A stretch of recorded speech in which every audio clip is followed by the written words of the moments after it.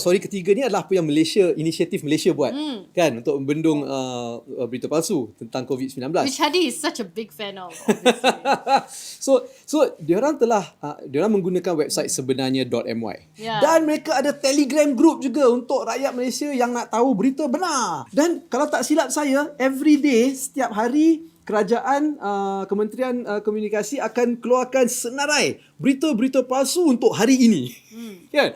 Adakah inisiatif ni sebenarnya berjaya atau tidak? Yeah. I'm still not sold by this whole sebenarnya thing lah.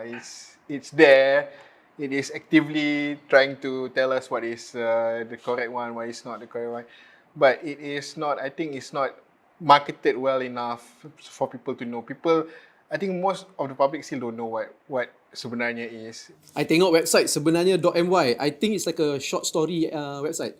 To go and read fictional story about Sang Kancil dan Pak Pandey and all that. I don't know why. That is the perception I get. Yeah. Dia tak ada that feel of like authority.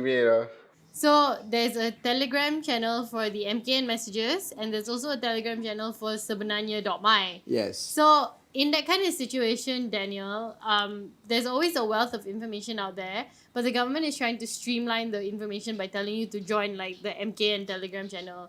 But then the government initiative sebenarnya.my also has a Telegram channel. How do you then think the public will consolidate the information that they read? Like, do I now have to join both the Telegram channels? And like, if I join both the channels, what if I compare the news side by side? Will it be current? Will it be different? So, as a member of the public, what is your advice to them to like, how do they sort of consolidate that? Should they just go and read Malaysia Kini instead? Those people who take initiative to compare, maybe it would be very confusing for them. And but I think for the greater public out there who kind of, as Arlene said, baca headline je then believe dah.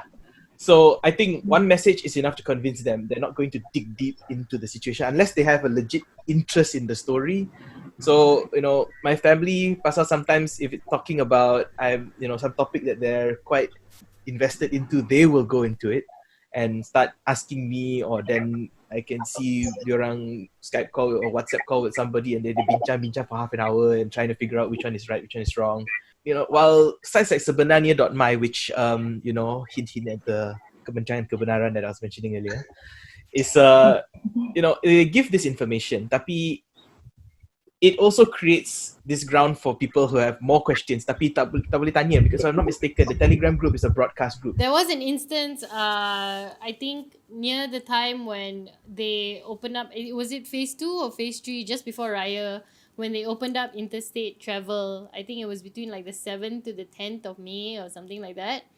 And there was an MKN message that came in right after that, on the 11th or the 12th, that said, now you are no longer allowed to interstate travel, even if it's for work or for deaths.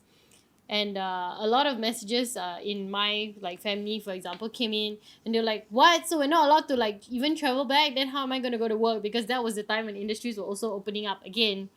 But the actual fact of it was what the message really meant was that if you've already traveled from point A to point B, you're no longer allowed to go from point B to point A or point B to point C.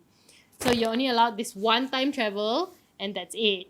So then in cases like that, Arlene, how do you think people should react, or how do you think people should go and look for their news sources? Because it's a lot of work. Like you said, it's the older generation that are more adverse to this kind of thing and falling for fake news, right? And people are generally not very rajin lah. They're not going to go look for, side-by-side comparisons or whatever. So how should people try to find the most, I guess, accurate news source possible? Which is why we have people sharing news on social media is that that drive wanting news, the drive to want to get as much stories as possible to understand, what is happening around them.